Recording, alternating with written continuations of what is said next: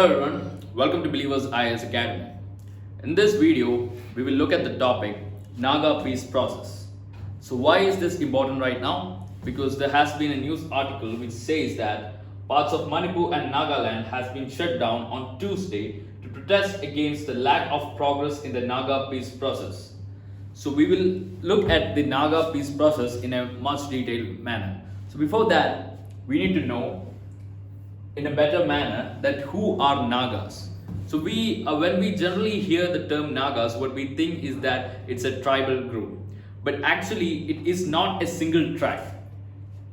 The Naga people are a group of tribes inhabiting the Naga hills of Nagaland. And when we say Naga hills, it is not just limited to Nagaland. I mean the states of Assam, Arunachal Pradesh and even parts of Manipur and our neighboring country Myanmar would also be included in this Naga hills. So the Naga people will be inhabiting all these states and also the part of Myanmar. And it includes, and as I have said, that it is not a single tribe, it's a group of tribes. So this group will be around 20 tribes will be there.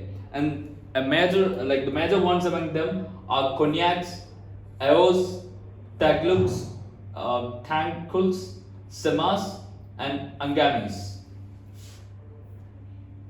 And when we look at the population, the population will amount to around 2.5 million, and out of this around 1.2 million, the major proportion of their population will be coming to Nagaland, and the rest of the population will be going to the states of Manipur, Assam and even Arunachal Pradesh. Alright, and their racial category will be Indo-Mongoloid.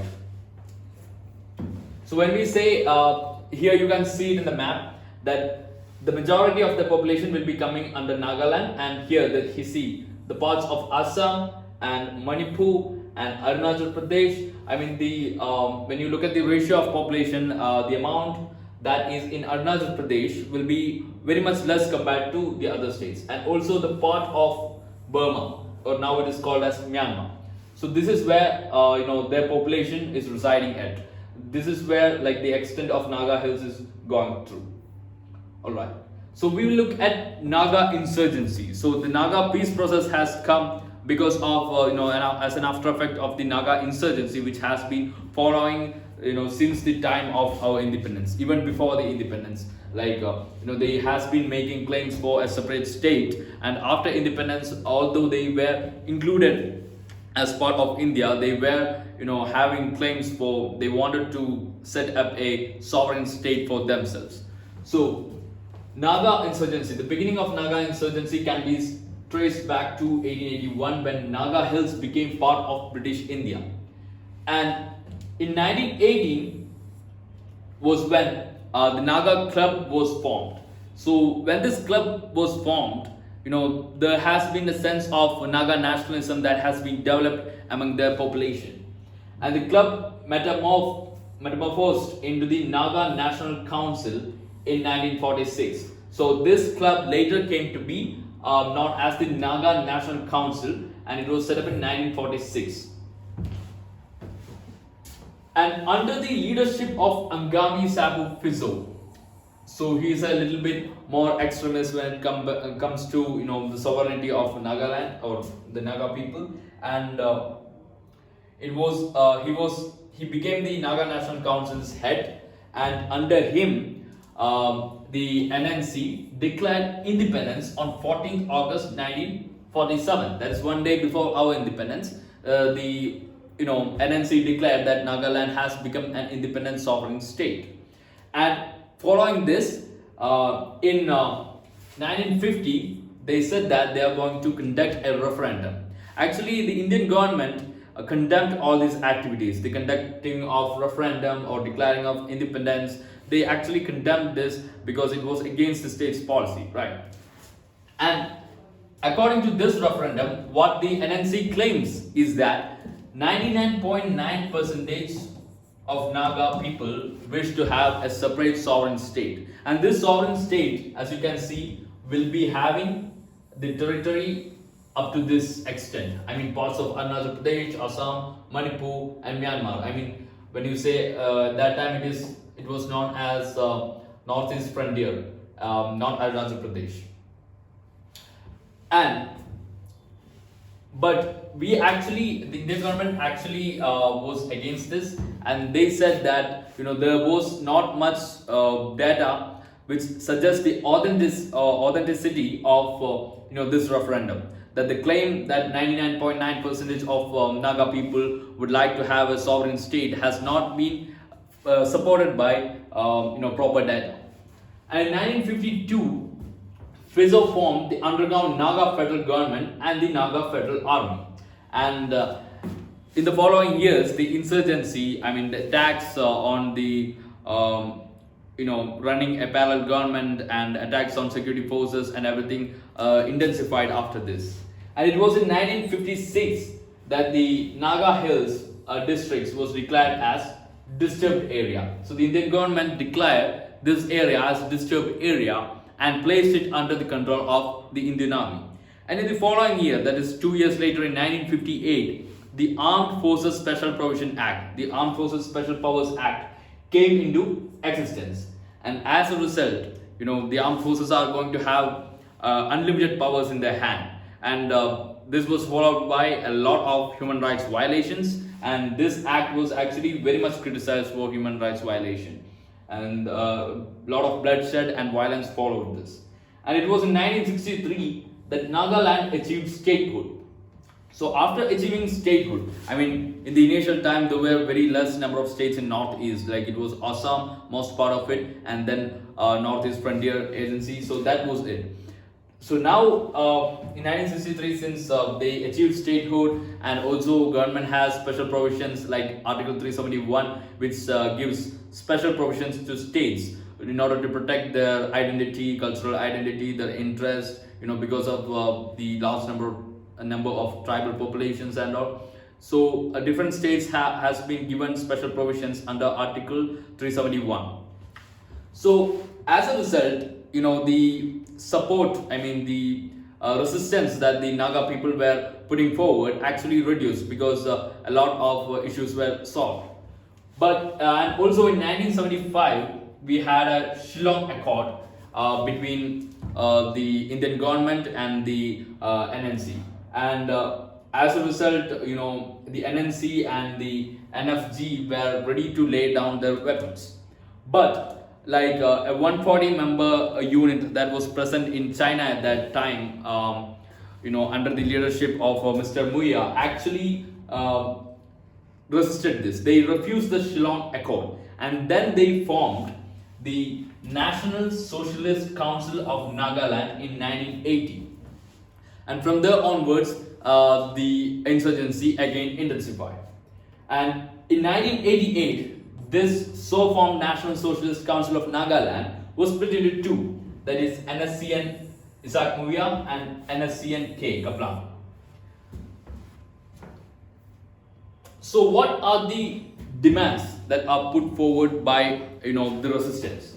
So what the NSCN IM wants is a greater Nagaland, that is sovereign statehood. They want this area, that is including parts of Arunachal Pradesh, Assam, Manipur, even parts of Myanmar, to be made a sovereign state, a new country, which to be called as Nagaland. And they also want a separate Naga Yazabo, that is the constitution, and Naga national flag. But later on, over time, NSCN IM came to the understanding that it is not going to be practical when you are dealing with a powerful country like India. So NSCN IM demands greater autonomous region within the Indian constitutional framework. So right now their demand is, it has lessened from this demand, it has gone down to having an autonomous region within the Indian constitutional framework. And the recent framework, the recent dialogue that we had with the Naga people, the NSCN and so on, the multiple insurgent groups, when we brought them into table and went for discussion, is the 2015 framework. And much details of 2015 framework has not been released by the government, but there has been a report that was submitted in the parliament which included certain points of this framework. And according to that report, the Nagas have now reached a common understanding with the government that boundaries of the states will not be touched. These boundaries of Arunachal Pradesh, Assam, Manipur and the country Myanmar, they do not want that to be included. So the thing is that even if we try to include these areas and provide a sovereign setup within the constitutional framework, the problem is that states like Arunachal Pradesh, Assam and Manipur are not willing to shed their territorial part. Just because the Naga people are present there, they are not willing to change their territorial territorial area. And also the Article 371, this is a possibility that we can think about. The special provision that we provide to Nagaland can be extended to those Naga people who are residing, those areas where Naga people are residing in other states, can be extended to those states too. So Article 371A, which guarantees special constitutional status to Nagaland, could also be extended to Naga inhabited areas in neighboring states. So this is a possibility that the government is looking at. So this is what that report, which had points from 2015 framework, is talking about. And what is Article 371A? So the Act of Parliament relating to the following matters would not apply to Nagaland unless decided by the State Legislative Assembly. So let's say our Parliament is bringing some new law. Alright. Now that law will be applicable to the entire territorial area of our country.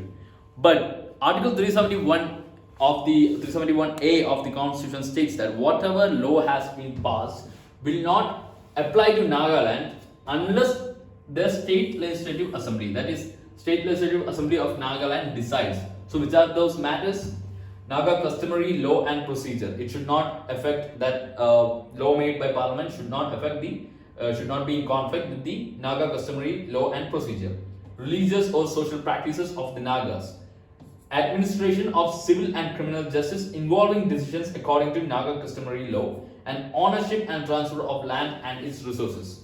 So whatever law that is in conflict with these points will not be applicable to Nagaland unless it is decided by the State Legislative Assembly of Nagaland.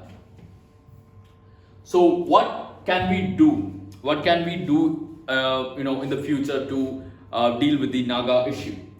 So first of all, what we can do is we should negotiate with all the factions and groups of the insurgents. So in the 2015 framework, what we have been able to do is we have been able to grab 7 of the insurgents groups into the table and discuss with them.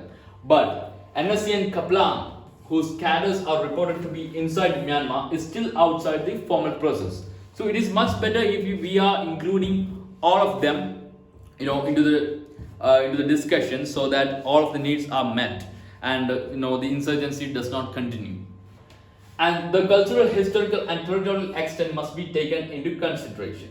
So these people, they have a different identical cultural heritage, they have a different language, they have a different interest. So this has to be protected, their interest has to be protected. So when we are coming up with any kind of framework, it's very necessary that we should take into consideration their concerns. The cultural, historical and territorial extent, everything should be taken into consideration. And it should not threaten the present territorial boundaries of the states of Assam, Manipur and Arunachal Pradesh, because these states have already made it clear that they cannot shed their territorial extent. So whatever plan we are bringing, it should not affect the boundaries of these states.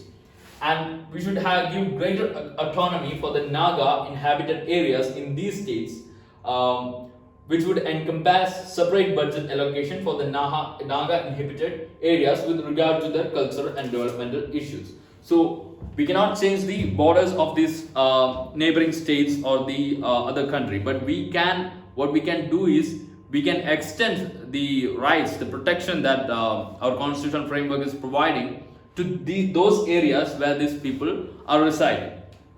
And a new body should be constituted that would look after the rights of the Nagas in the other northeastern states besides Nagaland. So the same thing, as we are extending this, special protection and the extent of 371A to other states, we should also make sure by appointing a different body, a new body, by constituting a new body, we should ensure that their rights are protected, all the laws are in place, everything should be done. And what our country should realize is that there has been, what we can realize from the multiple insurgencies that has been going around the world is that there is no clear-cut victory, there is no winner or loser when it comes to insurgency. Most of the insurgency ends with a compromise, a gray area of compromise. So what we can do is, through discussions, through multiple frameworks, we can reach to a point where the next generation can have a better, peaceful life. So that's all about it. For more such videos, do subscribe to our YouTube channel. You can also visit our website and follow us on social media, and join our Telegram channel where you can get all the kind of UPSC related updates. So that's all. Thanks for watching the video.